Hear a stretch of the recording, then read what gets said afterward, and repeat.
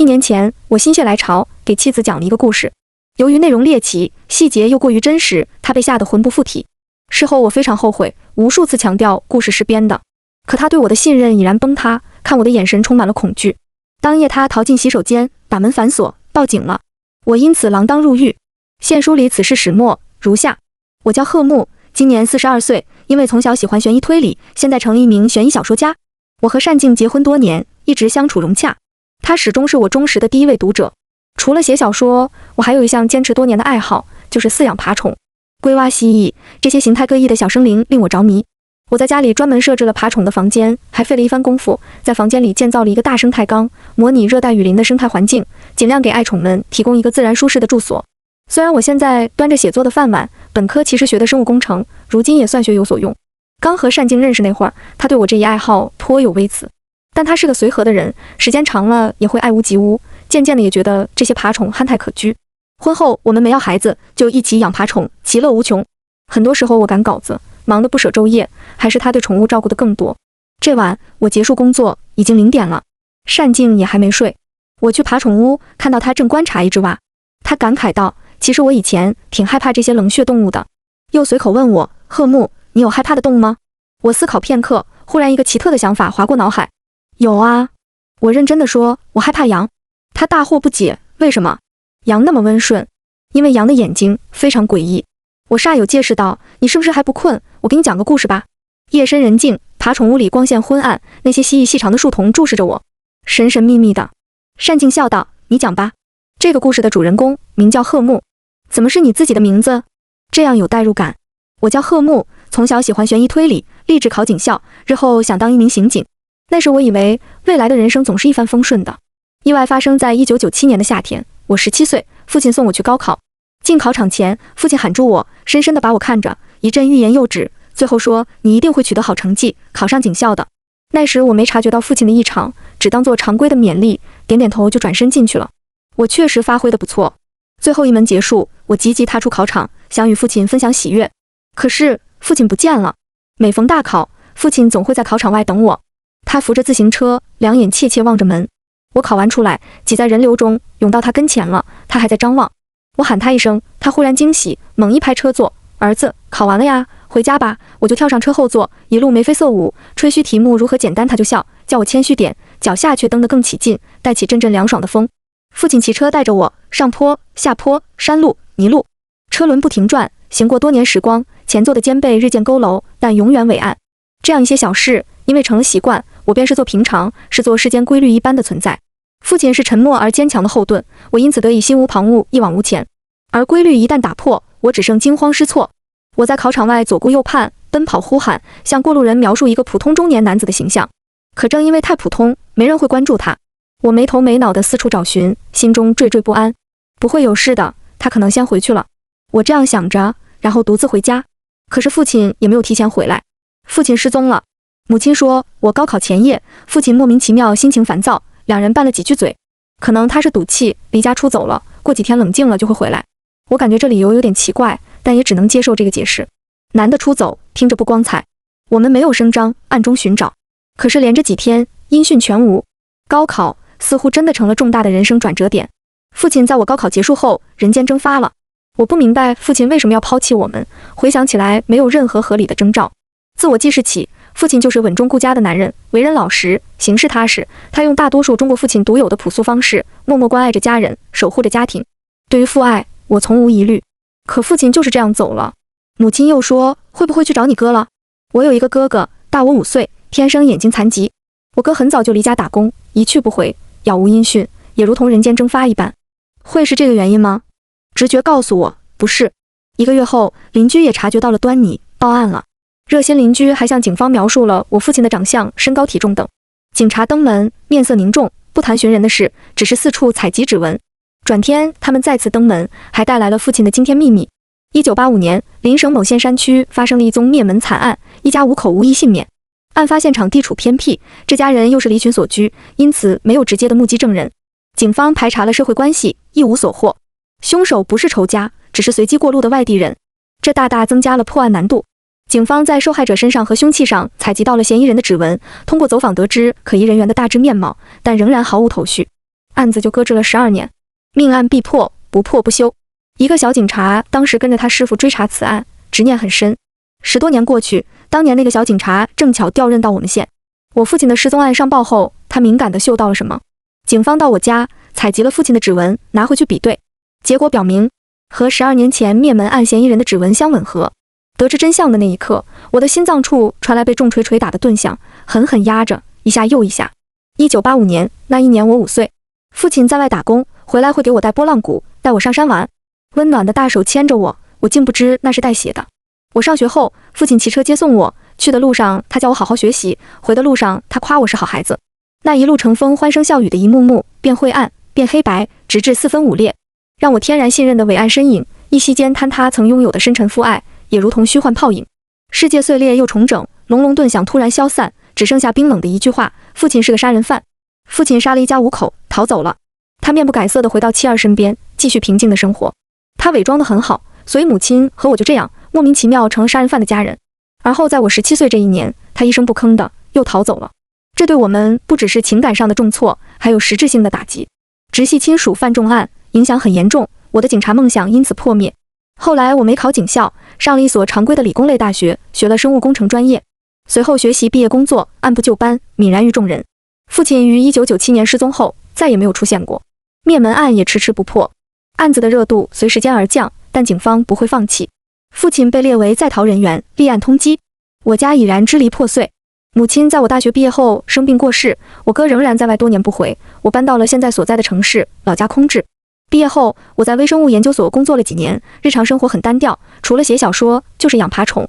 2009年，我遇到了真爱单静，我们结婚了，日子平淡地继续着。直到2011年，警方在家乡山区的一条荒僻河谷中发现了一具白骨。根据本地气候和尸体腐化程度推算，此人大约在10至15年前死亡，也就是1996至2001年左右，与父亲1997年失踪的时间点对得上。根据骨龄推算，此人死亡时年龄在30至40岁，与父亲失踪时的年龄40岁也对得上。尸体彻底白骨化，指纹自然派不上用场。但如今的刑侦技术还有一大利器，就是 DNA 检测。1985年发生了灭门案，那时技术落后，警方只获取了疑犯的指纹。1997年父亲失踪，警方比对父亲的指纹，确认1985年的灭门案是父亲所为，但 DNA 技术仍然落后，采集生物样本只能保存血样检验血型，无法进行 DNA 检测。所以当时警方没能获取父亲的 DNA， 只采集了我的血样入库保存。2011年发现山下白骨，跨越了10几年的时间， DNA 技术渐趋成熟。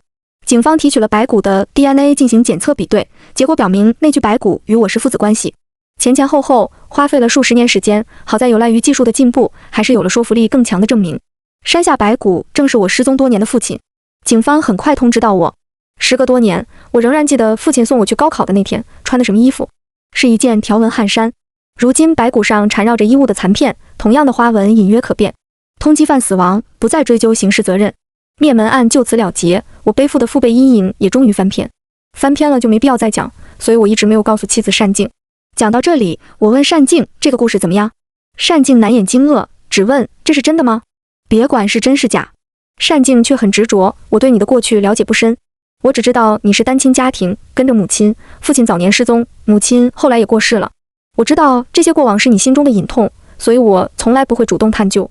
可今天你主动向我讲述这么一个故事，主角也叫贺木，也是父亲早年失踪，母亲后来过世，大学学的也是生物工程，后来写小说养爬虫，09年和单静也就是我结婚，所以这确实就是你自己的故事吧？这是为了更有代入感，增加你的阅读体验。我解释道，不要在意真假，回到故事本身，说说你的感想吧。单静狐疑地审视我，最终还是选择相信。他想了想，说你说你害怕羊，然后讲了这个故事，但好像这个故事和羊没什么关系。还有一个细节问题，故事中的父亲失踪后，母子找了1个月都不报案，最后还是邻居报的案，感觉有点奇怪。4、5天还说得过去，1个月心太大了吧？好像并不是真的担心父亲。内容本身挺曲折，但故事过于平铺直叙，就是父亲曾是杀人犯，然后失踪了，最后找到了他的尸体，破案了。你说的没错。我顿了顿道，故事还没有结束，刚刚讲述的只是明线，接下来是暗线。父亲其实没死。我从小喜欢悬疑推理，曾梦想着考入警校，当一名刑警。1997年，我17岁，参加高考，停笔的那一刻是我最接近梦想的时候。可是意外突至，直系亲属严重犯罪，我是当不了警察的。所以父亲对我说，儿子，我必须去死。其实高考结束后的第2天，我就找到父亲了。我家在山区，周围有着绵延不尽的山脉。从小父亲就带我爬山，带我研究山上的植物，给我抓蜥蜴和蛙之类的小动物，所以我饲养爬虫的爱好是有迹可循的。我们还专门开辟了一条独属于我们父子的上山之路，惊险刺激，也很有趣。冥冥之中似有预感，我焦急地找了父亲2天，一筹莫展，又忽然福至心灵，想到了那条山路。我赶忙沿着路上山，果然在悬崖边寻到了父亲。把我送进考场后，他就独自来到这里，不吃不喝，枯坐了1天。他想寻死，但也害怕。我不解，哭着问他为什么呀，爸爸。父亲也哭了，他将深埋心底多年的秘密告诉了我。我出生后不久，父亲就外出打工了，过年才回来。1985年，父亲返乡途中，汽车抛锚，有一段路靠自己走。夜晚，他借宿于一户人家，因为身上揣着不少钱，他晚上睡觉格外谨慎。到了半夜，果然听见有人摸进了自己房间，是这家男主人。父亲怒从心起，与那人扭打在一起。男主人直接掏出一把刀，铁了心要劫过路人的财。父亲心里发慌，越慌手下越狠，反而夺过刀杀了男主人。死了人，父亲更紧张了，害怕被其他人告发，气血上涌，于是脑袋就昏了，眼睛就红了。等到他喘着粗气反应过来，这一家5口都被他杀死了，妇女小孩都没能幸免。父亲自知犯罪，连夜逃走。案发地在隔壁省，离家还有些距离，他翻过2座山，心情逐渐平复下来。上了公路，又搭上一辆车，这才回到家。那之后，父亲没再出去打工，一直在家务农。母亲性格随和，从不探究男人在外的事，永远相信自己的丈夫。杀人这种可怕的词汇离我们过于遥远，我们从不曾想就在身旁，也从未察觉任何端倪。在我们眼中，父亲就是个实打实的好男人，重视亲情，爱妻爱子，全心全意呵护家庭。可是父亲的心理负担却日益加重。我从小聪明，成绩优异，父亲一直以我为骄傲。随着我一天天长大，父亲越来越担心自己会成为我的拖累，因为我有成为警察的远大志向，而他有杀过人的瘾中。时间转眼过去，到了1997年，林市发生了连环杀人案，社会影响恶劣。当地警方开展大规模摸查工作，提取和筛查了当地10几万男性的指纹。林市排查完，如果找不到，很可能就会查到我们这里，也很可能顺便揪出12年前另一起案的嫌犯。躲得过初一，躲不过15，父亲知道自己迟早会暴露。如果他不趁靴子落地前自我了结，我就会背上杀人犯儿子的名讳。所以同年我高考，我迈步踏上广阔的新征程之时，父亲的路也走到了尽头。父亲将原委和盘托出，我不知道他讲述的细节是否是真实的，不知道他是否美化过自己的杀人动机。讲出这些过往的父亲，让我不敢再全心全意去信任。但总之，不论是那家人想劫他的财，亦或是他一时冲动入室抢劫，他都杀了人。我沉默良久，很快冷静下来。爸爸，你先到我这里来。他站在悬崖边，掩面哭泣，用力摇头。哪知脚下土地松动，他没站稳，仰面就要往后倒。父亲瞳孔骤缩，手臂乱舞，我的心跳顿时漏掉1拍。我一个箭步冲上去，及时拽住了他，将他拉离了悬崖边。山石泥土坠下崖去，听不见响，只有山风呼啸。父亲大口喘气，神色恍惚。所幸有惊无险。我知道父亲怕死，理智上他想自我了断，但真正事到临头，他无法如想象中那么从容。我拉着父亲的手说：“爸爸，这里太高了，我们往下走走，你看看有多高。”父亲被我牵着，没有拒绝。于是我们绕到旁边，朝着河谷的方向慢慢往下去。下山路险，未经开辟，我们磕磕绊绊走了2个小时，才踏上最下方的河谷平地。正上方即是之前的悬崖，又高又远，掩映在山壁上层叠的植物中，只剩一个尖。我仰头看着，这么高，如果跳下来，很疼的。父亲说：“我也没有办法呀。”天已黄昏，满天霞光，风穿骨而过，簌簌作响，也有些冷。这时，我感到一种沉静而可怕的视线，四下去找，发现不远处有一只羊正看着我们，那么安静地看着，像一个置身事外的旁观者。我顿时浑身打颤。我害怕羊，是因为它的眼睛，这是我的童年阴影。从小我就被羊眼注视的恐怖感深深折磨。多数动物都是圆形瞳孔或者树瞳，看得出情绪，可供探究，而羊是横瞳，这样的眼睛就是一种谜，完全不可捉摸，既不可爱也不凶狠，没有感情，显得异常诡异。一只羊站在不远处，静静地看着你，你不知道它在想什么。和它对视久了，它还是一样沉静，但人是会失控的。明明是那么温顺脆弱的动物，却好像拥有某种操控人心的力量，会诱导人去做些什么，尤其是诱导人去杀了它。这似乎是冥冥中的安排。我收回目光，展臂拥抱父亲，声音坚定：“爸爸，你杀过人，但我不害怕，也不恨你。你永远都不会成为我的负累。也许别人看你是恶魔，可对我来说，你只是父亲，是最好的父亲。”我想当警察，这并不意味着我就有很强的正义感，我只是喜欢悬疑推理而已。这个爱好可以分出2条路，一条向善，一条向恶。即便不当警察，我也不会无路可走。我深爱的父亲如果是罪犯，我就会毫不留恋地放弃原先的选择，坚定不移地站在他身旁。我知道自己不正确，也知道那是血淋淋的5条人命，但我无法做到大义灭亲。我怀有私心，确实不配当警察。说完那番话，我不等父亲应答，俯身捡了块石头，朝那头羊去。那头羊用那双诡异的横瞳，静静地看着我接近，静静地看着我举起石头。它纹丝未动。我一下一下将羊砸死。归巢的鸟从林中惊起，扑腾着翅膀四散而去，鲜血四溅，趁着落日绯红的余晖，在河水中融为一色。父亲错愕地看着我实施暴行，他不明白我在干什么，但也如有神助一般过来帮我。我们一人抓着羊的前脚，一人抓着后脚，合力抬起羊的尸体，扔进靠近山壁的隐秘树丛之中。做完这一切，我深深地看着父亲，一字一句地说：宗教中的献祭，以羊代替，称之为替罪羊。爸爸，你犯下的罪，由他替你偿还。现在你已经死了，我们可以回家了。这是掩耳盗铃一般的心理暗示，自欺欺人，但是有用。父亲得到了些许安慰，发了一会愣，心中仍有不安。以后早晚，以后的事，以后再说。船到桥头自然直。我笃定地说：爸爸，相信我，我们都会好好的。天色渐暗，我拉着父亲的手上山，沿着原路返回。从小到大，父亲带我爬过很多次山，他总是拉着我的手，走在前面开路。这一次，我想走在他前面。母亲得知父亲的救世比我要早，她同样深爱着父亲，可对父亲的选择无能为力。前2日，她忍着伤心，瞒着我，看我急得到处乱找，却有口难言。今晚再次见到父亲，母亲当即泣不成声。经历过一场虚惊的生离死别，当夜我们一家3口抱头痛哭。从次日起，父亲成了家中的幽灵，再也不能见光。即便他的罪行暂时没有暴露，我们也得提前消掉他的存在，以防万一。这不算最好的办法，但也是合适的办法。我们只能走一步看一步。我和母亲花了近1个月时间，一点点清理掉父亲的东西，并且有意无意地散播风声，营造出一种父亲带着行李离家出走的表象。平时看多了破案故事，我对指纹技术有一定了解，所以我特意将家中各处可能留下父亲指纹的地方仔细擦拭干净。家中不来人时，父亲可以戴着手套在家活动，如果来人，就要藏进地窖。这对喜欢户外活动的父亲来说是一种折磨，但他可以忍受。只是万万没想到，正义的审判会来得那么快。1个月后，热心的邻居替我们报了警，并且警察也产生了怀疑。我擦指纹擦得仔细，但警察比我更加仔细。他们在门框上方发现了一枚父亲遗留的指纹，于是靴子落地了。警方第2次来时，采集了我的血样。此后，他们盯上了我家，以被失踪的父亲去而复归。尤其是一名卢姓警察，对案子很上心。当年正是他经手了灭门案，如今又恰好调到我们这里。我家在山村里，群山环抱，山高路远，警方无法时刻关注，只能每隔一段时间前来走访。我和母亲演技了得，从警察告知真相时的震惊难以置信，到之后每次走访我们的痛恨不知情，都表现得很到位。此外，我们有意暗示警方，父亲失踪前行为异常，曾撂下过决绝的狠话，当时没在意，后来回想，应当是父亲怕牵连我们，不会再回来了。警察不来时，我们同样小心谨慎。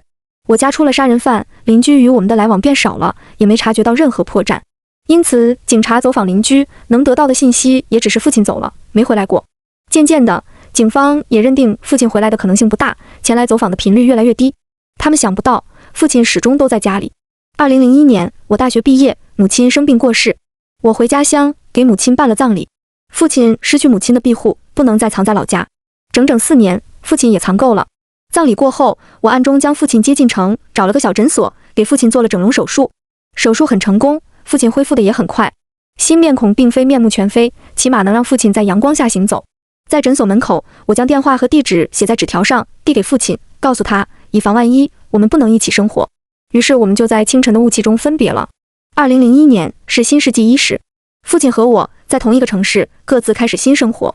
我大学专业是生物工程，毕业后在研究所工作了多年，每天盯着显微镜和各种微生物打交道。父亲冒用一个死亡工友的身份，进了一家冶金厂，工作会接触到强酸，他利用岗位之便，习惯性腐蚀指纹。我们用虚假的名字书信往来，信看过便烧掉。考虑到卢警察仍然会时不时找我，我们很快放弃了常规的信件来往，转用更不易察觉的方式交换信息。比如选定一家面馆的固定座位，父亲上午去吃面，并在座位下藏信，我下午去吃面收信。我们偶尔约着去爬山，到了地方，远远对视一眼，便一同上山。我不能像小时候一样拉着父亲的手，只能保持一个陌生人的距离。生活就这样持续了几年。2007年，出了些意外。我在登山途中再次感受到沉静而可怕的视线，杨的视线。我压抑着内心的恐惧，回头去看，人头攒动，我没有看见杨，而是看见了便衣的卢警官，他在跟踪我。发现这一点后，我不动声色地继续走，逐渐偏离原定的方向，进一步拉开与父亲本就不小的距离。卢警察没有察觉到异常，有惊无险。可是我们不能永远这样小心翼翼。父亲当年说的对，这不是长久之计。父亲整了容，但仔细看，仍能看出过去的长相。他腐蚀指纹，但指纹还会再长，即便指纹可以磨灭 ，DNA 也是永恒的标记。早在1997年，父亲失踪，我的 DNA 就在警察手中了。我始终明白，如果不结案，过去的永远不会过去。2009年，我和单静结婚。婚后不久，我带单静去爬山，好让父亲看看。当然，单静不知实情。在随后的书信中，父亲说，虽然只能远远的看，但也看得出单静是像我母亲一样温柔的人。他告诉我，他对儿媳妇很满意，心里高兴，还特地多吃了一碗面。我看着那封信发笑，笑到泪流满面，点了打火机烧掉。请继续耐心等待吧，爸爸。就快了。2011年，陈年就是终于翻篇，卢警官不再找我了。喜欢悬疑推理的人，并不只有向善向恶两条路，还有第三条居中的路。我转行做了一名悬疑作家。再次相约爬山，我们隔着人群远远相望，随后我径直向父亲走去。父亲假装看别处，偶尔聚焦在我身上。当我走得足够近，已经不再是陌生人的距离之时，父亲慌了，皱着眉使眼色，转身要走。我上前去拉住父亲，对他说，爸爸，案子太久远了，警察跟我说他们不查了。什么？都过去了，我们现在可以像从前一样。2001年，我和父亲在整容诊所门口分别，此后过去了整整10年，直到现在，我们才能以这样近的距离相见。父亲54岁了，头发白了一半，皱纹深刻，因为腐蚀指纹的习惯，一双手斑驳粗糙，更显苍老。这10年是如此漫长，在此刻却又好像按下了快进键。印象中的父亲明明是中年，可又转瞬迟暮了。我拥抱父亲，哽咽道，都过去了，爸爸，以后你不必再担惊受怕，我们可以光明正大的见面。那一天，我搀着父亲一起上山，如此相携，已是久违了。我和父亲以登山好友的身份，光明正大的见面，人前不会父子相称，也不打算生活在一起，因为时隔多年，我们都有了各自的生活。父亲换了一份看书店的工作，并因此结识了爱看书的王阿姨。两人在一起了，没有结婚，只是相伴。王阿姨有一个25岁的女儿，父亲待她好，她也孝顺父亲。就这样，又过了10年。2021年夏天，父亲突发心梗过世了，享年64岁。王阿姨的女儿为他举办了葬礼，我以父亲的登山朋友的身份出席。父亲的骨灰按其生前遗愿撒在了山顶。有时候想想，最困难的时候都过去了，父亲该多过几年好日子才好啊。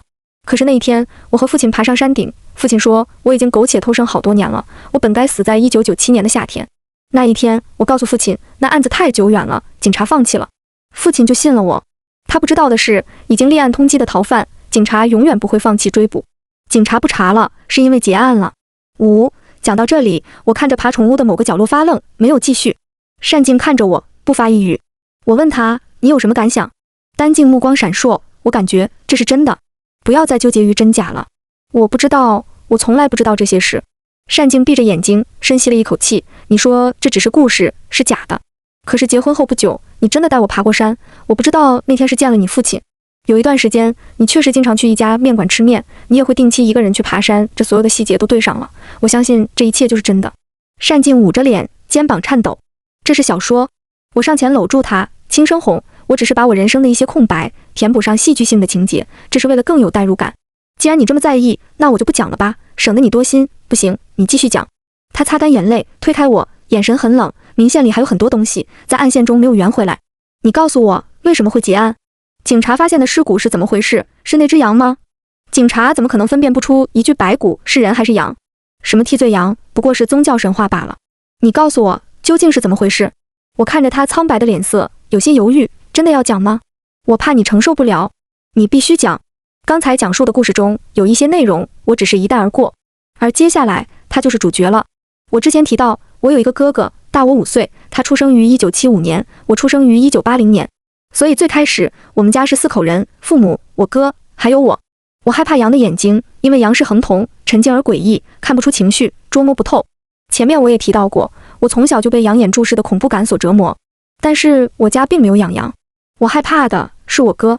我哥眼睛残疾，先天虹膜缺损，导致他的瞳孔不是圆形，而是羊一样的恒瞳，让我深深恐惧。我从小身体健康，长相周正，头脑灵光，父母几乎把所有的爱都给了我。和我正相反，我那哥哥长相诡异，性子温吞，话很少，脑子也笨。父母一开始对他也好，时间长了，母亲就开始害怕他。他用那双眼睛静静地盯着人看，问他也不答话，只是静静地看，没人能受得了。村里人避他不及，甚至忌讳提起他。村上有个信基督的爷爷，他说在西方，山羊是不祥之物，是恶魔的化身，要诱导人做坏事的。我哥就是恶魔，全村人都排挤我哥，父母也受到了影响。父亲后来告诉我，他潜意识里曾为自己开脱，认为自己1985年杀人，正是因为这不祥的孩子诱导的。信基督的爷爷这么一说，父亲就好像抓住了一根寄托的稻草，从此对哥哥没有好脸色。哥哥自知不招人待见，于是早早辍学，离家打工。很快，村里人都忘了有这么一号人物，不如说不好的东西，大家根本不想记得。哥哥一去不回，再无音讯。警察来访，也不知道我哥的存在。直到2001年母亲过世后，他才回来了一次。母亲葬礼那几天，来家奔丧的人多，卢警察也来吊唁，所以父亲只能待在地窖。我每天掩人耳目，下去给他送饭。葬礼结束后，保险起见，父亲仍然要在地窖多待几天。那天我仍然是下地窖送饭，光线昏暗，一片寂静。忽然间，我再次感受到那种沉静而可怕的视线。转头一看，我哥就站在我身后，面无表情地看着我。我被吓得几欲昏厥，父亲也很吃惊。我们根本没想到哥哥还会回来，他已经走了很多年了。当天夜里，我们父子3人围坐在桌旁，气氛尴尬而凝滞。好久不回来，有点想你们。哥哥戴着一副茶色眼镜，以掩盖眼睛的残疾，没想到没能见到妈妈最后一面。不过他摘下眼镜，那双漆黑的横瞳一瞬不瞬地注视我。爸爸是怎么回事？我沉默不语。为什么爸爸要躲在地窖？为什么叫我不要告诉别人我见过爸爸？我躲避他的目光，只说总之这是为了保护爸爸。可是哥哥的表情仍然是温驯无害的，却缓缓吐出可怕的字眼：杀人不该偿命吗？哥哥已经听闻了传言，我们只好把来龙去脉告诉他，并希望他保守秘密。可他用那双捉摸不透的羊眼，就那样静静地看着我们，什么也不说。次日，哥哥和我交换了联系方式，离开了。我原本想过几日再带父亲离开，但因为心中不安，提早行动了。后面的事就是我带着父亲进城整容，然后分别，此后书信往来，偶尔爬山。直到2007年，我哥忽然又联系上我。2007年，我哥来我家住了2周，他追问父亲在哪儿，我告诉他父亲走了，我也很多年不见他了。那几天，我看父亲的信都得在公共厕所偷看，出来爬山也拒绝哥哥跟随。我不停地暗示他尽快离开我家，一方面我不想让他知道父亲的下落，另一方面也不想和哥哥有牵扯，因为警察时不时会找我，我害怕他告诉警察真相。说到底，我就是无法信任他。当然还有个原因，他有一双让我恐惧的眼睛，他让人捉摸不透。那一天登山途中，我再次感受到了可怕的羊的视线，于是回头去看，我看见了卢警官以及在卢警察身后的我哥，他就用那双羊眼冷冰冰地看着我。卢警察没有发现我父亲的踪迹，但是我哥发现了，他俩一前一后跟在我后头。我哥知道卢警察的存在，他没有告发，可又像随时会告发。晚上回到家，我在爬宠房里给宠物喂食，他跟进来，再次说出那句话：杀人不该偿命吗？那时我忽然在想，哥哥存在的意义是什么？他为什么长得像羊？为什么离家多年又要出现？为什么总说杀人不该偿命吗？似乎有什么逃脱不开的宿命暗藏其中。父亲整了容，但仔细看仍能看出过去的长相。他腐蚀指纹，但指纹还会再长，即便指纹可以磨灭。还有 DNA 是永恒的标记。早在1997年父亲失踪，我的 DNA 就已经在警察手中了。如果不结案，过去的永远不会过去。猛然间，我想明白了一切，我明白了哥哥存在的意义，也想到了一劳永逸的办法。是啊，杀人不该偿命吗？偿一只羊的命怎么够呢？哥哥用那双捉摸不透的羊的眼睛静静地看着我，不声不响间有诱导人失控的力量。他诱导我去拿上一根绳子走向他，诱导我用那根绳子缠上他的脖颈。哥哥不是什么恶魔的化身，他是第2只替罪羊。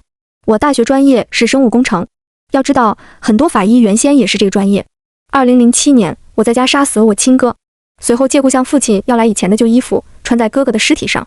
我决定用几年时间伪造出一具合乎情理的父亲的尸体。合乎情理主要有3点。第一点是年龄，尸体已经白骨化的情况下，只能依据骨龄来判断死亡时的年龄。未成年人骨骼尚在发育，检测骨龄较为准确，而成年人骨骼发育完全，检测骨龄存在一定误差，只能估算出大概的年龄范围。1997年父亲失踪时是40岁，我哥1975年出生，2007年死亡时是32岁，与父亲相差8岁。后来经警方鉴定，肱骨骨髓腔到达外科颈，不到骨骺线。警方判定白骨死亡时的年龄大约在30至40岁，与父亲失踪时的年龄对得上。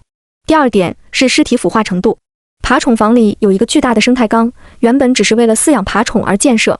我把哥哥的尸体埋进了生态缸的泥土里，同时注意通风透气。我定居的城市离老家不远，这一片是温带季风气候，一具尸体在这个地域腐化的速度是相对缓慢的。而生态缸模拟的是热带雨林，这一人造生态系统已经平稳运行了2年。尸体在热带雨林环境下腐化的速度很快，所以我可以通过人工调节温度、湿度、微生物来制造时间流逝的假象。仅仅花了2个多月，尸体就白骨化了，尸锈消散。为了让最终呈现出来的时间合理，腐化速度需要严格控制，不能太快，也不能太慢。我不可能凭空调节温度和湿度，需要有一个参照物。所以1997年那具被我砸死的羊的尸体就派上用场。假如1997年死的真的是我父亲，而不是那头羊，那么到如今，父亲尸骨的腐化程度就和那只羊差不多。所以第一只替罪羊的尸骨可以作为参照。2007年开始，我每隔3个月回一趟老家，明面上是收拾老屋，其实是去取一片羊的尸骨。我参照羊的腐化程度来调节生态缸的温湿度，进而控制我哥尸体的腐化程度。直到2011年，第2具替罪羊腐化的速度追上了第1具替罪羊。后期我还采集了老家山下的泥土进行检验，并提前将哥哥的尸骨清理干净，换进山下的泥土中，确保土质环境和微生物情况最终一致。所以仅仅用了4年，这具尸骨就已经呈现出温带地区腐化10年的形态了。我毕业后在研究所工作，很多检验都是暗中借助研究所的设备完成的。等到尘埃落定，也就是2011年，我便辞去了研究所的工作，转行做一名作家。2011年，我将第2只替罪羊送到了老家山区隐蔽处，半个月后，采用公用电话匿名报案，将尸骨位置告知了警方。经过警方鉴定，此人大约在10至15年前死亡，也就是1996至2001年左右，与父亲1997年失踪的时间点对得上。第3点，也是最重要的一点，就是 DNA。父亲当年没留下 DNA， 但我留下了。DNA 检测中，对男性嫌疑人主要采用 YSTR 检测技术。YSTR 男性独有，按父系单倍遗传，其中 Y 指的是男性的 Y 染色体。我和哥哥的 Y 染色体均继承自父亲，我们父子3人拥有相同的 Y 染色体。经过警方检验，我与那具白骨的 Y 染色体所有位点均吻合，不存在基因突变。我听不下去了，单静虚弱地打断我，他表情扭曲，已在崩溃的边缘。我真的听不下去了。你爸是个杀人魔，你也是，你更加变态丧心病狂，我怎么也想不到，你就在这个家里，在这间爬宠房里杀了你亲哥贺木。2007年你杀了你哥，可我是2009年嫁给你的呀，我一直全心全意地相信你，也一直被蒙在鼓里。我被你拉去爬山，见你的杀人犯父亲，我在这个房间帮你照顾爬宠，却和生态缸里的尸体朝夕相处。你冷静一点，这是个小说啊。我头疼道，这本来就不是真的，这只是个编造的有真实感的故事。原本是想让你更有代入感，但我讲到一半就后悔了。后面这段我本来不想讲了。单静自顾自的念念有词。我嫁过来，那具尸体都已经放了2年了，我就这样毫不知情的和一具尸体待在同一个房间里，这太可怕了，太可怕了。老婆，相信我好吗？我只是个写悬疑的小说家而已。不，我不能再相信你了，不如说信不信你，不是我能决定的。他的眼睛迷离着，看向桌子上的手机。你冷静一点。我明白了他想做什么，立刻起身要去抢手机，但他动作更快。他一把夺走手机，紧紧握着，冲进了卫生间，把门反锁。你冷静一点，听我说。我追上去，梆敲门，听着里边呜呜的哭声，心情越来越急躁。即便故事是真的，现在都2021年了，结案10年了，没办法再去证明，相关人员都已经离世，不是吗？话音刚落，我便暗道糟糕。他哭道，你承认是真的了，我必须要报警。我百口莫辩。警察登门，单静将故事转述给他们听。2个民警听完，笑道，大姐别哭了，这确实只是故事。你老公不厚道，编这么个故事来吓你。我也很后悔啊。我懊恼极了，转而又问，不过你们怎么一听就知道是编的？ DNA 检测哪有那么水？你是学生物工程的，你不清楚吗？一个家族的男性，只要不发生基因突变， Y 染色体都是一样的，不止父子3人，爷爷叔叔伯伯都和你有同样的 Y 染色体，仅因为 Y 染色体位点都吻合，就判定你和那具白骨是父子关系，这太草率了。DNA 检测中，除了 YSTR 检测技术，还有长染色体 STR 检测，两者结合来看，更加不可能把兄弟误判成父子。说完，2个民警就继续安抚单静了。确实是父子关系。我说，3个人错愕地看向我。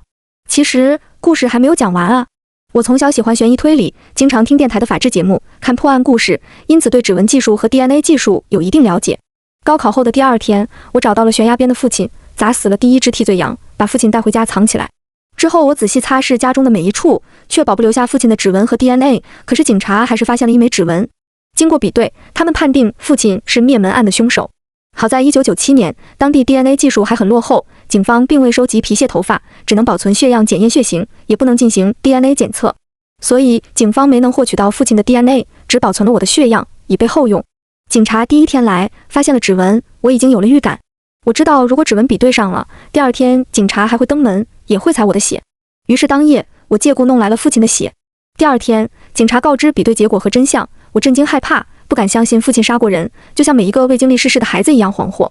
警察给我采血时，并未防备我，反而一直安抚我。那时采血过程也没那么严谨，所以他没注意到我偷拿了一张样本采集卡。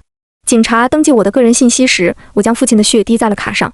就这样，我在他们毫无察觉的情况下，暗中将父亲的血与我的血调包了。所以后来 DNA 库中我的 DNA 实际上是我父亲的 DNA。2011年，警方发现了山下白骨，进行 DNA 比对。白骨的 DNA 是我哥，我的 DNA 是我父亲，母亲已经过世，只能父子2连体检测。结果表明，果真是父子关系，是父亲和我哥的父子关系。只不过副本和子本颠倒了而已，这不会影响结论。因此灭门案得以顺利了结。